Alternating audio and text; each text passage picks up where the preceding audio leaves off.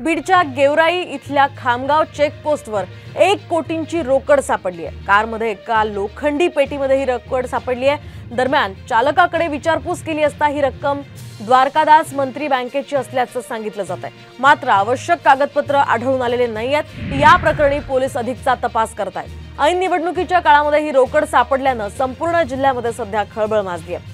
एकूणच आचारसंहितेच्या पार्श्वभूमीवर वेळोवेळी कारवाई करण्यात येते आणि त्याच पार्श्वभूमीवर बीडमध्ये चेकपोस्टवर ही कारवाई करण्यात आली आहे।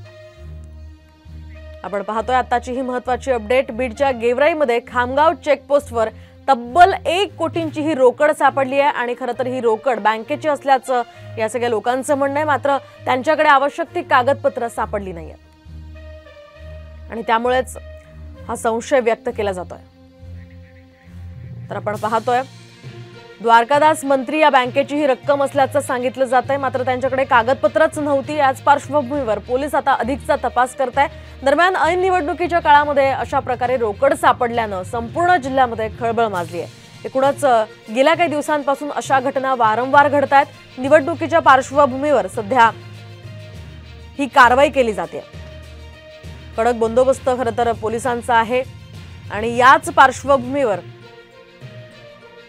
ही रोकड सापडलेली आहे बीडमधून।